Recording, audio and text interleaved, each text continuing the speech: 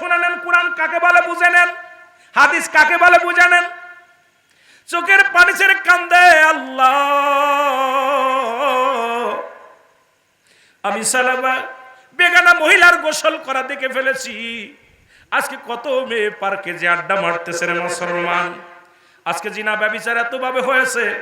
ইসলামের বিধান যদি কোনো পুরুষ, বিবাহিত পুরুষ, বিবাহিত নারী, অবিবাহিত পুরুষ, অবিবাহিত নারী যদি শরিয়াতে জিনার কাজে লিপ্ত হয়ে যায়, এ মুসলমান শুনে নাও, শুনে নাও, ওই না ওই পুরুষকে 100 ডুরা মারতে হবে গায়ের মধ্যে। যদি মারা যায় তাকে গোসল করানো যাবে না, দাফন। মুসলমান শুনে নাও, অবিবাহিত নারী, অবিবাহিত পুরুষ যদি জিনা করে, একটু লেখেন না, আমি যে আলোচনায় গেছি একটু আস্তে আস্তে আমরা ডুবতে চলে আসি রে মুসলমান। এরা ইসলামের বিধান শুনে নেন, কোরআন। আমার দেশ থেকে জিনা বা বিচার পালা যেত, জোরে বলেন ঠিক কিনা?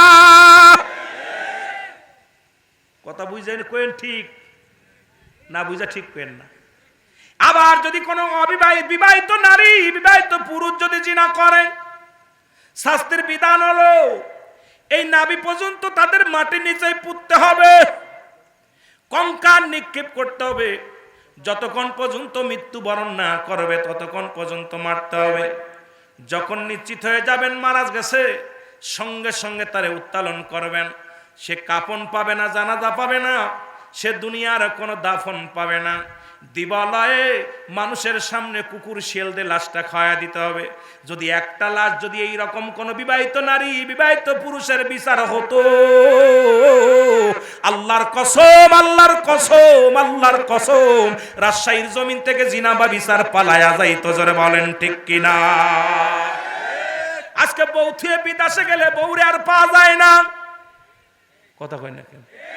স্বামী বেড়ায় বা শালির পাশ। এ মুসলমান, একটা বিচারের দরকার, ইসলাম মানবা, ইসলামের বিচার দরকার। আজকে কথাগুলো বললে কষ্ট হয় রে মুসলমান।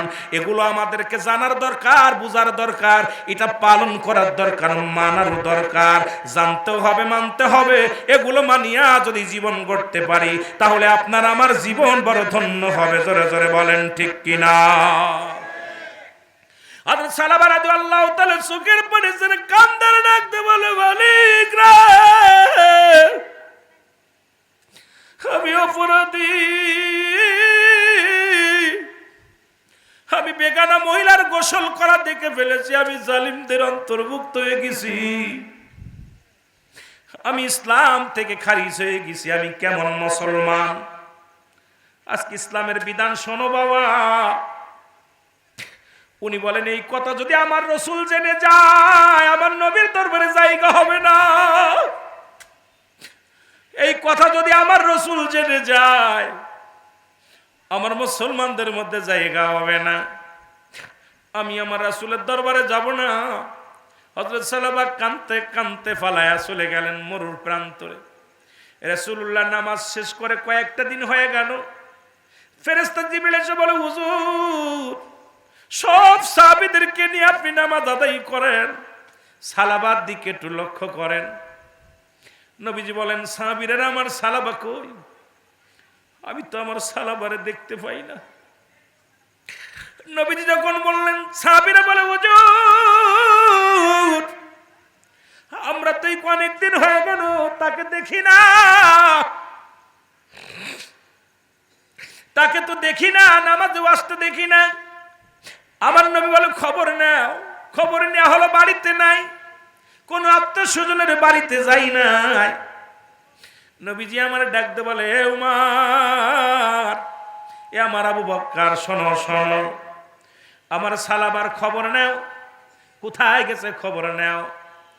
দুই সাহাবী পাগলের মতো ছুটতে লাগলেন, খুঁজাখুঁজি করতে করতে করতে করতে এক পর্যায়ে গ্রাম পর্দা থেকে চলে গেলেন পাহাড়ি অঞ্চলে, মরু প্রান্তরে যাইয়া রাখালগেরে ডাকতে বলে, ও বকরি রাখালেরা, শোনো, তোমরা কি সালাবারে দেখছো?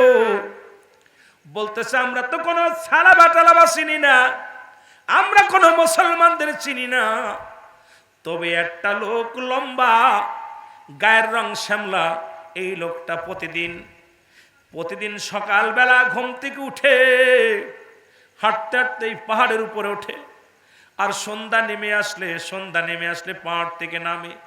ওই লোকটা এমন কান্দা কান্দে রে,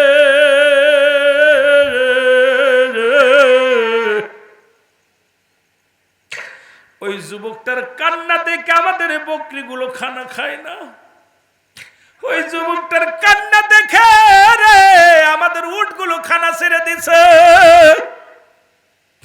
সুতরাং এই পাগলটারে তোমরা নিয়ে যাও, ওইটা দেখে ক্ষুধার্ত অবস্থা হাঁটতে পারে না। আজকে সকালবেলা আমাদের গাবি থেকে দুধ দহন করে ওই সালাবা ওই তোমাদের ওই লোকটার হাতে দিয়েছিলাম। যত বড় মুহাদ্দিস হও না কেন, যখনই তোমার জবান দিয়া হারামকে হালাল বানায় ফেলবা, সঙ্গে সঙ্গে তুমি কাফের হয়ে যাইবা। কোন ব্যক্তি যদি হারামকে হালাল বানায় সে কাফের, কাফের, কাফের। কোন ব্যক্তি মুসলমান শুনে নাও, এই জন্য শরীয়তের বিধান মানবা, স্বার্থের জন্য তুমি হালালকে হারাম বানাইবা না, হালালকে হারাম বানাইবা না, হারামের সঙ্গে হালালকে মিশ্রিত করা যাবে না। এই যে ব্যক্তি এই দুনিয়ার মধ্যে এই দুইটা জিনিস মিশ্রিত করে ফেলবে, আল্লাহর আদালতে লাঞ্ছিত হবে, আল্লাহর আদালতে অপমানিত হবে, আল্লাহর আদালতে বড় ঘৃণিত হবে। ইসলামকে যারা কলুষিত করবে না মুসলমান, আজকে নিজের স্বার্থের জন্য তোমরা যা শুরু করছো, এর মধ্যে আল্লাহর দরবারে আদালতে জবাব দিতে পারবা না। জোরে বলেন ঠিক কিনা? হারামকে হালাল বললে সে কাফের, কাফের, কাফের। হালালকে হারাম বলা যাবে না, হারামকে হালাল বলা যাবে না। যেটা হারাম হারাম, পায়খানা তো পায়খানা, সেটা শুকনা হোক আর কাঁচা হোক। কথা কয় না কেন? কথা কয় না কেন? আহা, বড় কষ্ট লাগে। তাহলে মুসলমান শোনো, কয় সুদ খাও, সুদ খা কি হারাম না হালাল? ওয়াজ কই রাখলাম, মনে রাখবেন, সুদ খা হারাম না হালাল? শুয়োরের গোশত খা হারাম না হালাল? ওরে বেটা, তুই বইয়া বইয়া সুদ খাস, অফিসে বইয়া বইয়া ঘুষ খাস রে বান্দা। ঘুষ খাওয়া হারাম, সুদ খাওয়া হারাম। এদিকে মুসলমান শুয়োরের গোশত খাওয়া হারাম, তুই সারাদিন ভরে অফিসে বইয়া সুদ ঘুষ খাস, আর সন্ধ্যা লাগলে গরুর গোশত কিনে খাস। আমি বলবো মুসলমান শুই না নাও, এই হারাম খোররে বাড়ি আসলে বলবা তার 2 কেজি শুয়োরের গোশত ধরায়া দিবা, কারণ সে সারাদিন অফিসের মধ্যে বইয়া খাইছে সুদ, এরে ঘুষ খাইছে বইয়া বইয়া, ঘুষ ছাড়া কলম চলে নাই। এই ব্যক্তিরে কোনোদিন হারাম জিনিস হালাল জিনিস খাওয়ানো যাবে না। ওই সুদ করার জন্য, ঘুষ করার জন্য হালাল খোর বন্ধ, হালাল খাবার বন্ধ করে দিতে হবে। জোরে বলেন ঠিক কিনা? ওই আমার গ্রামে, আপনার গ্রামে যারা সুদ খায় আপনারা চেনেন না? এ কথা কন না কেন? ঘুষ খায় যারা চেনেন না? তো ঘুষ কি হারাম না হালাল? কি রে, দুইটা লোক, এই পাশের লোক কটা কথা করছে, এই লোকগুলো মনে হয় একদম ঘুম এসে গেছে। বলছে কি সুদ কি হারাম না হালাল? হারাম না আরাম? খুব আরাম লাগে, তাই না? ওই সুদ খোরার জন্য শুয়োরের গোশত রান্না করে খাওয়াইবেন, কারণ সুদখোর, ঘুষখোর, ও যায় বাজারে যায় সুদের টাকা ঘুষের টাকা চাইলে দেখে 10 কেজি গরুর গোশত দিয়ে দিস, খাসির গোশত দিয়ে দিস, জন্মের খান খাওয়াবো তোর, একদম বড়া ফোড়া, কপাল ফোড়া।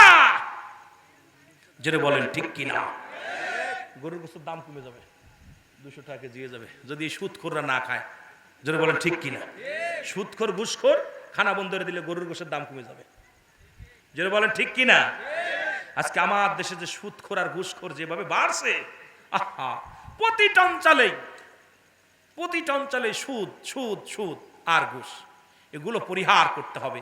আমাদেরকে এর দিকে কথা নজর দিতে হবে, এইগুলোর পর আলোচনা বেশি করতে হবে, যাতে করে একটা মানুষ যদি বাঁচে তোমার জীবন ধন্য। জোরে বলেন ঠিক কিনা? এর দুর্নীতির ওই ডাকরায় বসে জাহির করে জ্ঞান, কলম দিয়া কামাই টাকা, কলম দিয়া কামাই টাকা, আবার ধরে সাধুর ভানোরা, শিক্ষিত শয়তানোরা, শিক্ষিত শয়তানোরা। বলা যাবে না আমার সাথে? একটু আমার সাথে বলা যাবে না? একটু জোরে জোরে চিল্লায় বলেন, দুর্নীতির ওই আকড়ায় বসে জাহির করে জ্ঞান, কলম দিয়া কামাই টাকা, কলম দিয়া কামাই টাকা, আবার ধরে সাধুর ভান ওরা, শিক্ষিত শয়তান ওরা, শিক্ষিত শয়তান ওরা, শিক্ষিত শয়তান ওরা। ওরা হলো জাতির নাকি মহামারী মহাতন, ফাইলে কলম ঠাকাইয়া চালায় ওরা নির্যাতন, ঘুষের টাকায় ওদের ভুড়ি, ঘুষের টাকায় ওদের ভুড়ি, করে যে টান টান ওরা শিক্ষিত। আর একটু জোরে বলা যাবে না, ওরা শিক্ষিত। আবার স্কুল কলেজের দিকটা ভাই দেখো না চোখ মেলিয়া, মেয়েরা সব বই ছাড়িয়া আছে শুধু প্রেম লইয়া, ঠিক কিনা ঠিক কিনা? আরে প্রেম ফিরিতে শুরু হয়েছে রে। আয় গাছের মধ্যে বি যোগ আর যোগ বি, যোগের ভিতরে পাইলেও কি, জোরে কোন ঠিক কিনা? মাদ্রাসা স্কুলে ওরে বাবা মসজিদের এখন দেওয়ালেও লিখে থই বি যোগ বি, কই বিতে বাবু বিতে বিতি, জোরে কোন ঠিক কিনা? কিতে যোগাইছে ওরে বাবা, যোগের মধ্যে যোগ লাগাই দিছে। এই যে যাই আজকে আপনাদের নামাজ পড়লাম, ওই পুলিশ লাইনে নামাজ পড়লাম, দিয়ে ওই ওয়ালের মধ্যে লেখা রয়েছে বি যোগ বি। আমি এবার হঠাৎ করে তাকায় দেখলাম বি যোগ বি, আমি চিন্তা করলাম গণনাটা কি, বিজিবি নাকি? তার না দেখলাম, পরে হিসাব করে মিলালাম বিতে বাবু বিতে বিথি, বিথি আর বাবু। কত বুঝছে? হায় হায়, যোগের ভিতর ভালো কি? আবার স্কুল কলেজের দিকটা ভাই দেখো না চোখ মেলিয়া, ছেলেরা সব বই ছাড়িয়া আছে শুধু প্রেম লইয়া, আরে অস্ত্র যে তার সঙ্গের সাথী, অস্ত্র যে তার সঙ্গের সাথী, হইতেছে মস্তানুরা শিক্ষি। বলেন ঠিক কিনা? জোরে বলেন ঠিক কিনা ঠিক কিনা?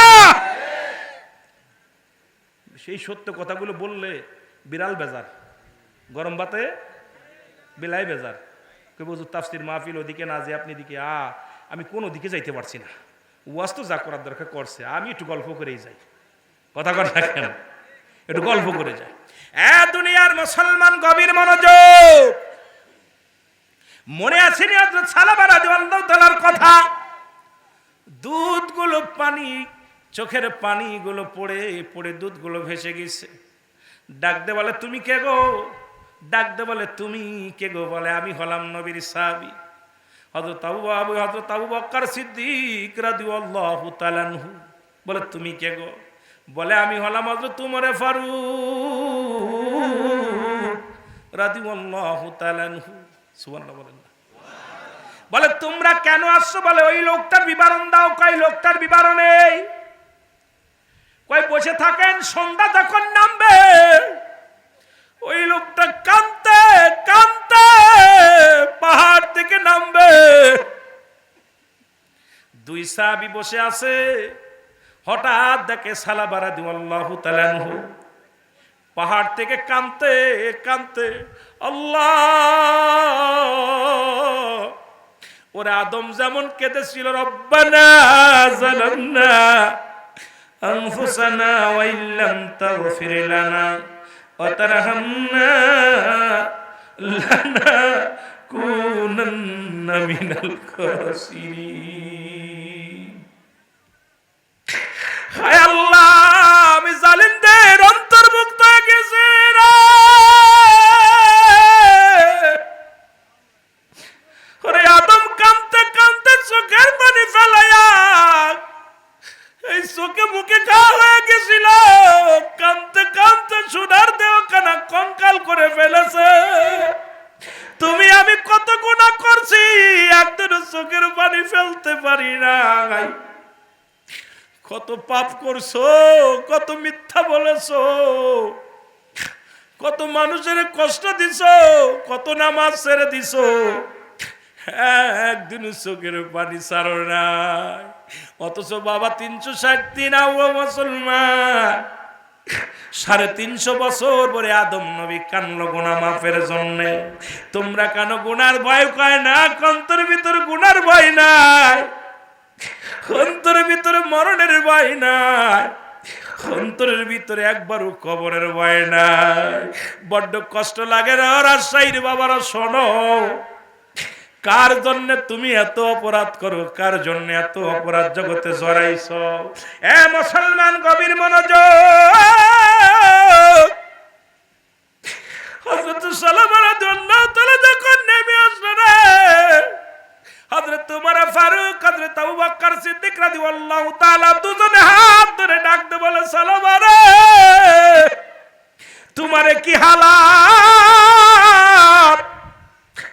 তোমার দেহ কানে কঙ্কান বলাই ফেলেছো? সালাম বলে, নবীর সাহাবী, আগে বলো আমার রাসূল কি আমার বিষয়ে কোনো কিছু বলছে? আমার নবী কি আমার বিষয়ে কিছু বলছে? নবীর সাহাবীরা বলেন, না না। সালাবা বলে, নবীর সাহাবীরা রে, আমার বিষয়ে কোন কোরআনের আয়াত নাজিল হয়েছে কি জানোনি? বলেন না। তাহলে চলো যাই, চলো যাই। রাসূলুল্লাহর কদমের মধ্যে চলে গেলেন। আমার নবী ডাকতে বলে, সালাবা রে,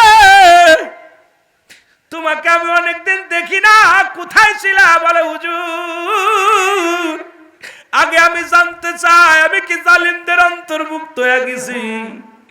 আমি আগে জানতে চাই আমার আল্লাহ কি আমার জাহান্নামী বানায়া দিছে? আমি আগে জানতে চাই আমি কি পাপ রাজ্যে ডুব দিছি? আমি কি কাফেরদের মতো আমি কি মুর্দা হয়ে গেছি? আল্লাহ কন্ট্রোল করো, গ্রাম কন্ট্রোল করো, ইউনিয়ন কন্ট্রোল করো, এরপরে থানা ধরো, থানা থেকে তুমি জেলার দিকে হাত বাড়াও।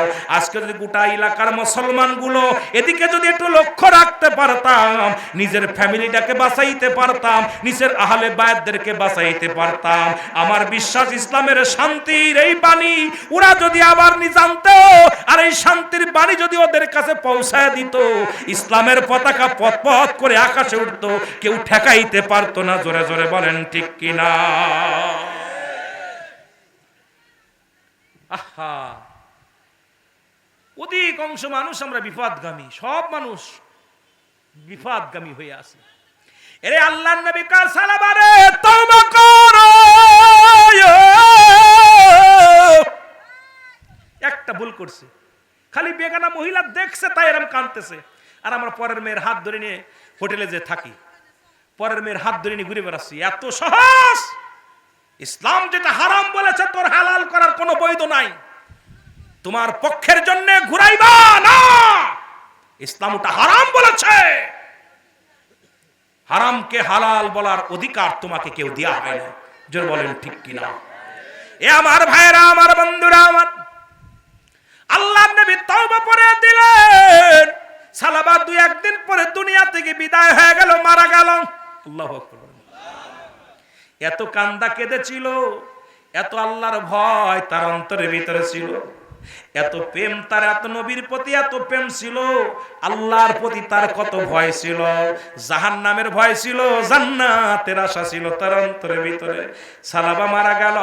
নবীজি বলেন, নবী যখন সালাবারে কি গোসল করানো হলো, সাহাবীরা গোসল করাইলেন, গোসল করে কাফন পরালেন। নবীজি জানাজার ইমামতি করবে।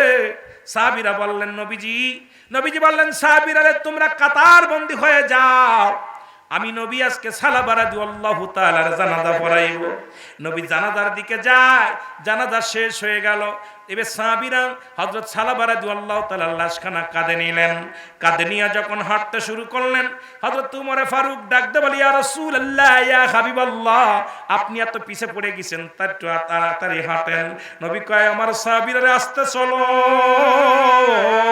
কারণ এত পরিমাণ অসংখ্য ফেরেশতারা জমিনের ভিতরে সালাবার জানাজায় হাজির হয়ে গেছে, সালাবার দোয়ায় শরীক হয়ে গেছে। আমি নবী পা রাখবো কোথায়, এই জায়গাটা পাইতেছি না। আমি নবী দেখি অসংখ্য ফেরেশতারা আমার সালাবার জানাজায় হাজির হয়ে গেছে। এদিকে জান্নাত থেকে ওই সুর গেলে মান, জান্নাত থেকে আমার সালাবারে ডাকতেছে। আমার আল্লাহ জান্নাত সাজাইতে বলছে। সাহাবী রে শোনো, আমার সাহাবী এত আমার আল্লাহর ভয় ছিল, এত ভয় ছিল রে, ইসলামকে এত ভালোবাসতো, ইসলামের কলুষিত হবে এটা মানতে পারে নাই। এই মুসলমান ইসলামের কলঙ্ক হবে মানতে পারে নাই। এর জীবন দিয়া প্রমাণ করে দিয়ে গেছে ইসলাম সবার শ্রেষ্ঠ ধর্ম, মুসলমান সর্বশ্রেষ্ঠ জাতি। আজকে মুসলমানের ছেলে হইয়া জিনা ব্যভিচার করো, সিনেমা আড্ডা মারো, মুসলমান বেগানা মহিলা নিয়ে ঘোরাঘুরি করো, নামাজ ছেড়ে দিয়ে ঘোরাঘুরি করো, সুদের মধ্যে জড়িত, ঘুষের মধ্যে জড়িত। হিন্দুরাও খায় ঘুষ, তোমরাও খাও ঘুষ। হিন্দুরাও খ্রিস্টানরা খায় সুদ, তোমরাও খাও সুদ। ওরাও নামাজ পড়ে না, তোমরাও পড়ো না। তোমরাও হারাম খাও, ওরাও হারাম খায়। মুসলমান পার্থক্য হলো মুসলমান আর মুসলিমদের মধ্যে পার্থক্য, কাফের এবং মুসলমানদের মধ্যে পার্থক্য হলো নামাজ। ওরাও নামাজ ছাড়ছে, তোমরাও নামাজ ছাড়ছো, তাহলে কেমন মুসলমান আমার বুঝি আসে না। জোরে বলেন ঠিক কিনা? সবই তো মিল আছে, সবই তো মিল আছে। ঘটনাটা কি? ঘটনাটা কি রে? এগুলো হচ্ছে কি? হচ্ছে কি এগুলো? এগুলো হতে দেওয়া যাবে? নবী মিসকি হেসে দিয়ে বলে, আমার সাহাবীরা, আমি পা রাখবো কোথায়? অসংখ্য ফেরেশতারা নেমে আসছে জমিনের মধ্যে। এত দামি সাহাবী, কারণ সে পাপকে ভয় পেয়েছে। আর আমাদের দেশের প্রতিদিন দাড়িওয়ালা টুপিওয়ালারাও ধরা পড়তেছে, দাড়ি ছাড়ারাও ধরা পড়তেছে। প্রতিনিয়ত খুললেই পত্রিকা খালি জিনার নিউজ। এগুলো কি রে ভাই? বিচার করেন। বিচার কার করব? এখন দেশের অবস্থা 12টা। এই জন্য দেশকে ভালোবাসা ইমানই দায়িত্ব। জোরে বলেন ঠিক কিনা? এই দেশকে ভালোবাসেন, ইসলামী রাষ্ট্র, এই রাষ্ট্রটা মা বাংলাদেশের একমাত্র সব সমাধান যে কোরআন দিতে পারে। রাষ্ট্র থেকে শুরু করে সাংসারিক জীবনে কি করতে হবে, ধর্ম মুসলমান শোনো, তুমি ব্যবসা করবে, তুমি চাকরি করবে, তুমি জীবন করবে কিভাবে, সব কিছুর সমাধান দিছে আল কোরআন। এই কোরআনের ধারক বাহক হইতে চাই কি চাই না? আওয়াজ নাই। কিসের ধারক বাহক হবেন? কিসের? আয় হায়, যদি তাই হয়, খুতবা সাহিব আবু জেহেল আবু সুফিয়ান প্রতিজ্ঞা করলো কোরআন শুনবো না, শুনতেও দিব না। রাত্রেবেলা বাড়ি গেছে, আর নবীজির কোরআনের কথা মনে পড়ে গেছে। হারে আব্দুল্লাহর বেটা মুহাম্মদ, যদিও তারে ভণ্ড বলি, তার মুখের বাণী ভণ্ড না। যদিও আব্দুল্লাহর বেটা মুহাম্মদ, আমরা তাকে প্রতারক বলি, আসলে সে প্রতারক না। সে যখন কোরআনুল কারীম পাঠ করে আমরা পাগল হয়ে যাই। দুনিয়ার কত গান বাজনা শুনি, কতই না মজা, একটু মজা পাই না। কিন্তু আব্দুল্লাহর বেটা মুহাম্মদ, আমার আল্লাহর কোরআন, এই কোরআন এমন ভাবে পড়ে রে, আজকে তো কেউ যাবে না। মুসলমান আবু জেহেল মনে করছে আবু সুফিয়ান যাবে না, আবু সুফিয়ান মনে করছে হতবা যাবে না, হতবা মনে করছে সাইবা যাবে না। বড় বড় চার নেতা, রাত যখন একটু গভীর হয়ে গেছে, আর আমার নবী কোরআনুল কারীম নিয়ে তেলাওয়াত করা শুরু করেছে। সুবহানাল্লাহ। ইন্নাল্লাযীনা ক্বালু রাব্বুনাল্লাহু সুম্মা ইসতাকামু তাতানাজ্জালুল মালাঈকাতু আল্লাহ। কি সুন্দর পড়তেছে, হাফেজ সাহেব পড়তেছে, নবীজি পড়তেছে কোরআন। রাহমাতুল লিল আলামিন কোরআন তেলাওয়াত করে গো। হতবা কয় তুমি আইছো কেন? সাহেবা কয় তুমি আইছো কেন? এক একজন এক এক কথা বল, তুমি আইছো কেন? এখন সবাই বলতেছে আবু জেহেল রে, আসলে মুহাম্মাদকে মানি আর না মানি, কিন্তু মুহাম্মাদ যে কালাম পড়ে এটা কোনো মানুষের লেখা না। এটা কার লেখা? আরো জোরে বলেন, এটা কার লেখা? আল্লাহর লেখা। এটা কোনো সাধারণ কোনো জ্ঞান না, এটা আল্লাহর লেখা। সুতরাং এই বাণী আমারে পাগল করছে। আবু জেহেল, তুমি আমাদের নেতা হয়ে আছো, তুমি আসছো কেন? আবু জেহেল কয়, আসলে আসলে আমি আসিনি, আমারে পাগল বানাইছে কোরআনে। কথা বুঝছেননি? এই কোরআনের ভিতরে এত মধু, আমারে পাগল বানাইছে। কিন্তু তারা শুনছে, মানে নাই। এই জাতীয় বাংলাদেশে অসংখ্য আবু জেহেল মার্কা মুসলমান আছে, তারা কোরআন পড়তেও পারে, জানে, কয় কোরআন মানি না। জোরে বলেন ঠিক কিনা? আরো জোরে বলেন ঠিক কিনা? কোরআনের আইন মানি না, কয় কোরআনের আইন মানি না। জোরে বলেন ঠিক কিনা? ওরা ওই আবু জেহেল মার্কা লোক। ওরা যেমন কোরআন মানত, কোরআনের আইন মানে নাই। কথা বুঝেন নাই?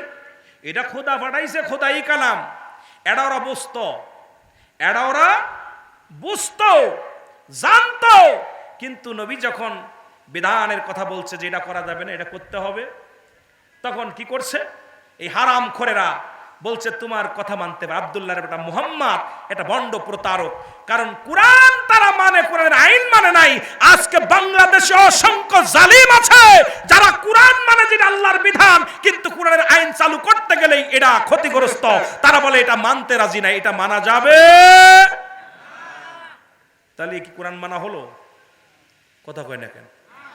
কোরআন মানা হলো? এই জন্য আমরা চাই কোরআন হাদিস দিয়ে দেশ পরিচালনা হোক। আপনারা চান কি চান না? জোরে বলেন, চান কি চান না? না গীতার মাধ্যমে হোক, বাইবেলের মাধ্যমে হোক, কিসের মাধ্যমে চাই? 93% মুসলমান বাংলাদেশে, 93% মুসলমান। কিন্তু কেউ আছে গরু খাওয়া মুসলমান, কেউ আছে সুন্নাত নেয়া মুসলমান, কেউ আছে বংশগত মুসলমান। আসলে প্রকৃত মুসলমান হতে পারি নাই। এই জন্য কোরআন ভালোবাসি, কোরআনের আইন মানতে রাজি নাই। এটা দ্বারা বোঝা যায় তারা কখনো মুসলমান ছিল না, থাকতে পারে না। এই মুনাফিকদের মুখে বলে আমাদের বাপ দাদার ধর্ম হিন্দু ছিল। আরে তোর বাপ দাদার ধর্ম হিন্দু থাকতে পারে, কিন্তু আমার ধর্ম আল কোরআন, আমার ধর্ম মুহাম্মদ রাসূলুল্লাহ সাল্লাল্লাহু আলাইহি ওয়াসাল্লাম। জোরে বলেন ঠিক কিনা? আপনি যাই বলেন, যদিও যে কথাগুলো বলি মুসলমানের আদর্শ দেখে তো এভাবেই হবে, কিন্তু ঠিক আছে, সব মানি। আপনি বুখারীর একটা হাদিস, রাসূল পাক সাল্লাল্লাহু আলাইহি ওয়াসাল্লাম মসজিদের মধ্যে বসে আছে, কয়েকজন অমুসলিম আগমন করছে। ভালো করে বুঝে নিন, কয়েকজন অমুসলিম আগমন করছে রাসূলের কাছে। সাহাবীরা বলতেছে ইয়া রাসূলুল্লাহ, ইয়া হাবিবাল্লাহ, কয়েকজন অমুসলিম আসছে। নবীজি বলতেছে আসতে দাও। কি বলছে? জোরে বলেন, কি বলছে? লিখে নেন, কাজে লাগবে। আসতে দাও। বলছে হুজুর ওরা তো অমুসলিম। আসতে দাও। নবীজির কাছে, নবীর মসজিদে চলে গেছে। বুঝেন কিন্তু রে ভাই, ভালো করে বুঝবেন। রাসূলুল্লাহর কাছে সাহাবীরা ইয়া রাসূলুল্লাহ, এরা তো অমুসলিম, এদের কোথায় বসতে দিব? নবীজি বলেন উত্তম জায়গা বসতে দাও। উত্তম জায়গা? সাহাবীরা বলেন হুজুর উত্তম জায়গা বলতে তো পার্সোনাল কামরা। নবী বলেন না। বলে উত্তম জায়গা বসতে দাও, পাশের কামরা। বলে না। ইয়া রাসূলুল্লাহ আপনি বলেন, আল্লাহ রাসূল ভালো জানে। নবীজি বললেন যেহেতু আমার মেহমান, আমার পাশে বসতে দাও, আমার পাশে বসতে দাও। মসজিদে নববীর মধ্যে জায়নামাজ, মুসলমান শোনো, চাদর বিছায় দেওয়া হলো। অমুসলিমেরা রাসূলুল্লাহর পাশে বসলেন। নবীজি বললেন সাহাবীরা একটু নীরব থাকো, দেখি অমুসলিমেরা কি কইতে চায়। এই হাদিস কোরআন পড়ো নাই তোমরা? নবীজি বললেন যে কি বলতে চাই শুনি। নবীজি বললেন তোমরা বলো। বললেন ইয়া রাসূলুল্লাহ, ইয়া হাবিবাল্লাহ, আমরা অমুসলিম হয়েও যে আপনার কাছে আসতে পেরেছি, আপনি যে আমাদের বসতে দিচ্ছেন মসজিদের মধ্যে, আপনার মসজিদ, ইয়া রাসূলুল্লাহ আমাদের কিচ্ছু জানান নাই, আপনি আমাদের কালেমা পড়ায় দেন, আমরা মুসলমান হয়ে যাব। লা ইলাহা ইল্লাল্লাহু। আর আজকে অসংখ্য মুসলমানদের সংখ্যা, মুসলিমেরা বেড়ায় একটাও মুসলমান করতে পারে নাই। তাদের বাড়ি যে নাড়ু খাবা আর তাদের বাড়ি যে পূজা করবো আর বলবো আমরা মুসলমান, শান্তি নয়। কারণ রাসূলের আদর্শ যদি তোমার ভিতর থাকতো, তোমার আদর্শ থেকেও কালেমা পড়তো। জোরে বলেন ঠিক কিনা? কষ্ট পাচ্ছেন? হয়তো আমার পরে কেউ কষ্ট পাইতে পারেন।